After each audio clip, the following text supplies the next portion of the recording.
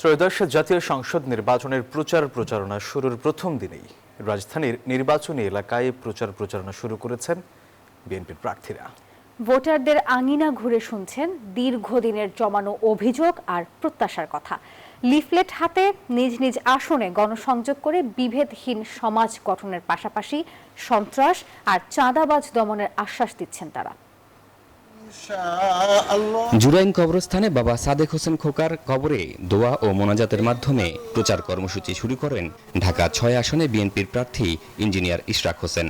জানান, গ্যাস সংকট এবং যানজট নিরসনের মতো বিষয়গুলো রয়েছে তার অগ্রাধিকারের তালিকায়। বর্তমানে গ্যাসের মারাত্মক একটা সংকট চলছে, যার কারণে আমার এখানকার যারা বাসিন্দা তাদের দৈনন্দিন জীবনযাত্রা মারাত্মকভাবে ব্যাহত হচ্ছে। এই সকল সমস্যা আমরা চিহ্নিত করেছি।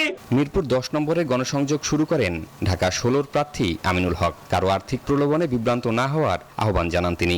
আর রাজধানীর উত্তরখানে সন্ত্রাস ও চাঁদাবাজের বিরুদ্ধে হুঁশিয়ারি দেন ঢাকা ১৮ প্রার্থী SM জাহাঙ্গীর হোসেন। বাসায় গিয়ে যদি কোনো NID নাম্বার চায় কিংবা বিকাশের মোবাইল নাম্বার চায়, আপনি ভুলেও দিবেন না, কারণ তারা একটি দুরভিসন্ধি পরিকল্পনা করছে।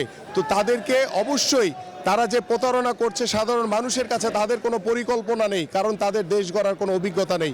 এটি সন্ত্রাস মুক্ত, চাঁদাবাজ মুক্ত, দুর্নীতি মুক্ত, মাদক মুক্ত এবং কৃষকের মুক্ত সমাজ ব্যবস্থা গঠন করতে চায়। ধর্মীয় কার্যালয়গুলো কোনোভাবে দলীয় কার্যালয় হিসেবে ব্যবহার করা যাবে না। শাহজাহানপুরে নিজ বাসায় দোয়া মাহফিলের মধ্য দিয়ে নির্বাচনী প্রচারণা শুরু করেন ঢাকা ৮-এ বিএনপির প্রার্থী মির্জা আব্বাস। পরে মালিবাগের শান্তিবাগ এলাকায় গণসংযোগ করেন।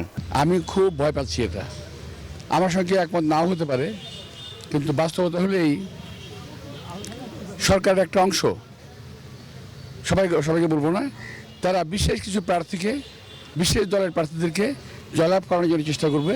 সুষ্ঠু নির্বাচন হলে জয়ের ব্যাপারে আশাবাদী বিএনপির প্রার্থীরা। শিহাব জাহিদ, নিউজ 24, ঢাকা।